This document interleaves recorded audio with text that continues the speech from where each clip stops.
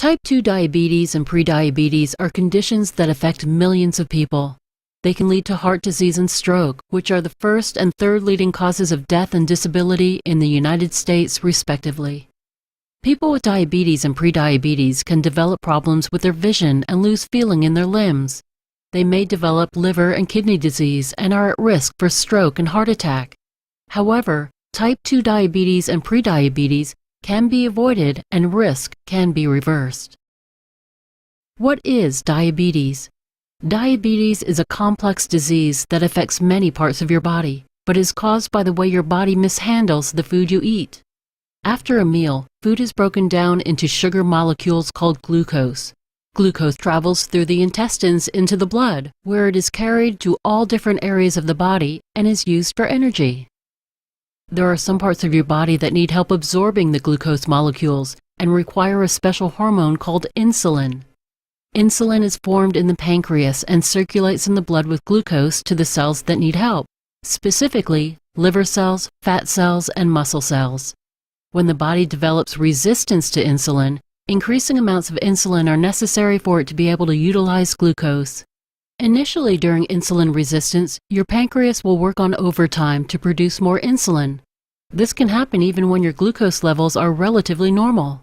If tests reveal abnormally high insulin levels, a condition called hyperinsulinemia, along with insulin resistance markers, your body shows initial risk for developing diabetes. Lots of insulin in the blood also affects the production of lipids and lipoproteins, which are the small particles that are broken down from cholesterol molecules and fat products called triglycerides. These particles are small enough to travel in your bloodstream, but can be dangerous in large amounts when they build up in your blood vessels. In the presence of elevated levels of insulin, your body, especially your liver, releases bad cholesterol particles, such as VLDL, and the higher your insulin levels, the more bad cholesterol particles are circulating in your bloodstream, a condition called dyslipidemia. Furthermore, adiponectin, a hormone released by your fat cells that helps break down lipids, in particular free fatty acids, is often low in obese or insulin-resistant patients prior to developing type 2 diabetes. While such lipid and lipoprotein markers are traditionally tested to measure cholesterol, they also provide insightful clues on the extent of insulin resistance. After a while, the pancreas will become overworked and the special beta cells that produce insulin will begin to die. Some tests will measure how well your beta cells function and if they are showing strain.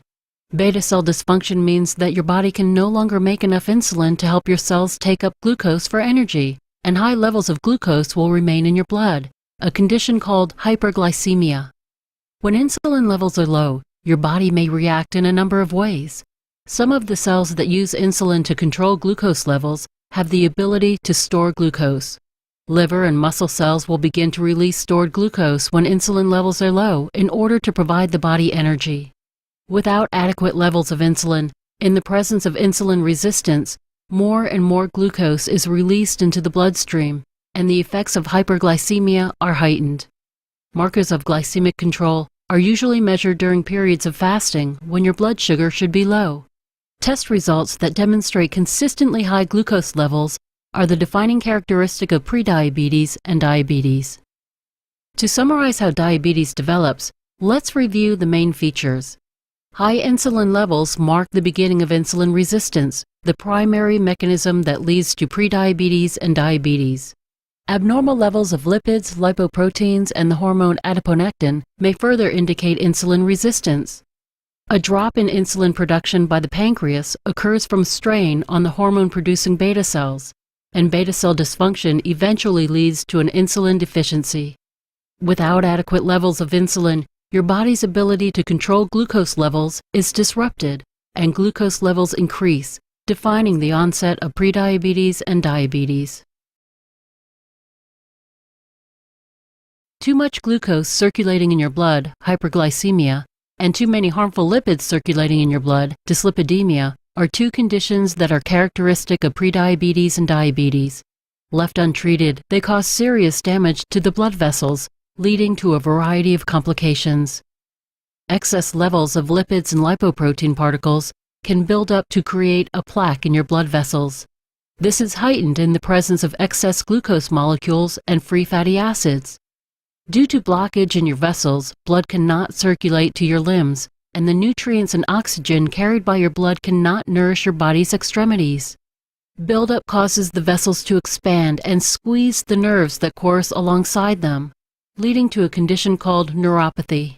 Damaged nerves can cause numbness and keep you from healing normally. They can cause your muscles to weaken and eventually atrophy, sometimes requiring amputation. And you may experience sensory changes, including blindness. Involuntary functions such as blood pressure and heart rate and even sexual function may become abnormal as a symptom of neuropathy. In large vessels like those supplying your heart and your brain, plaque buildup leads to a condition called atherosclerosis. Over time, the plaque can grow and rupture, which can cause cardiovascular disease or a heart attack, or in the brain can lead to a stroke. Atherosclerosis further contributes to end organ damage like kidney or liver disease.